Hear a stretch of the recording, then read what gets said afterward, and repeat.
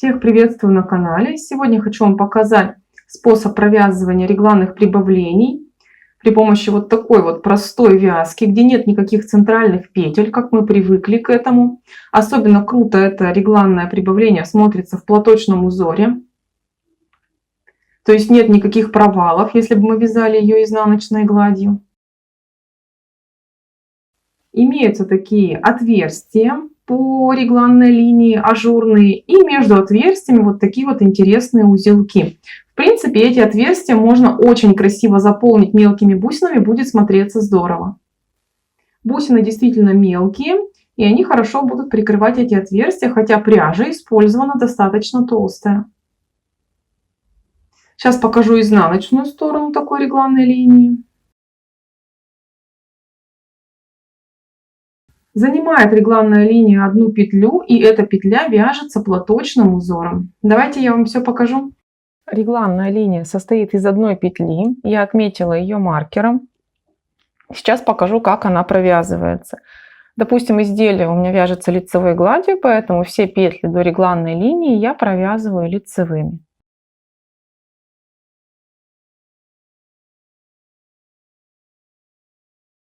Снимаю маркер.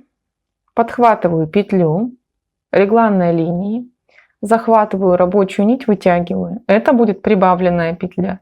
Затем делаю накид. Эта петля будет регланной линией. И еще раз ввожу спицу в петлю и вытягиваю рабочую нить. То есть из одной петли мы связали 3. И только затем сбрасываю петлю с левой спицы. Если у вас петля развернута к вам не передней, а задней стенкой, то точно все так же. Ввожу за заднюю стенку, раз вытянула, накид и второй раз вытянула. Все, переснимаю маркер. Теперь у меня между маркерами 3 петли. Крайние петли это прибавка, а центральные петли это регланная линия. Ну и довязываем ряд до конца.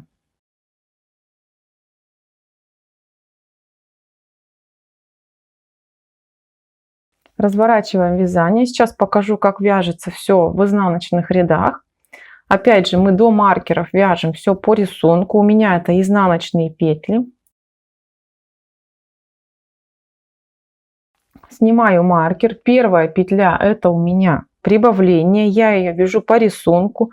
То есть я решила, что у меня изделие вяжется лицевой гладью, и здесь мне нужно провязать эту петлю изнаночной. Смотрите, если был бы платочный узор, то вязали бы лицевой, потому что все петли в платочном узоре мы вяжем лицевыми. И по лицу, и по изнанке.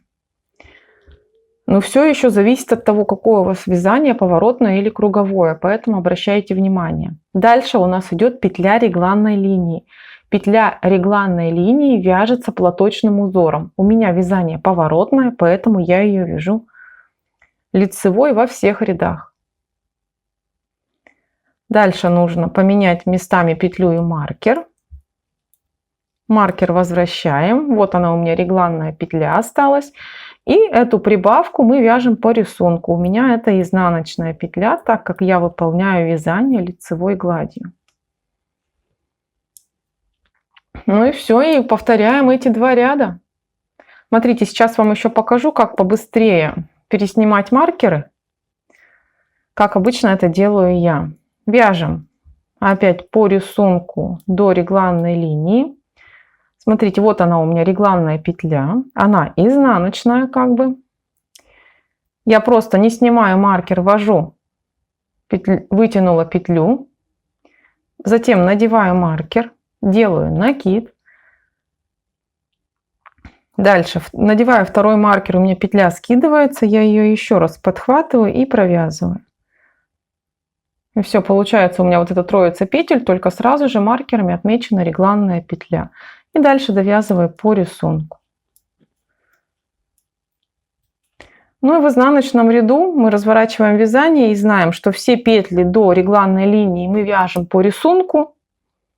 Как у нас идет, у меня, допустим, здесь изнаночные будут петли. У вас, если вы, допустим, вяжете по кругу, у вас могут так и остаться лицевыми петлями.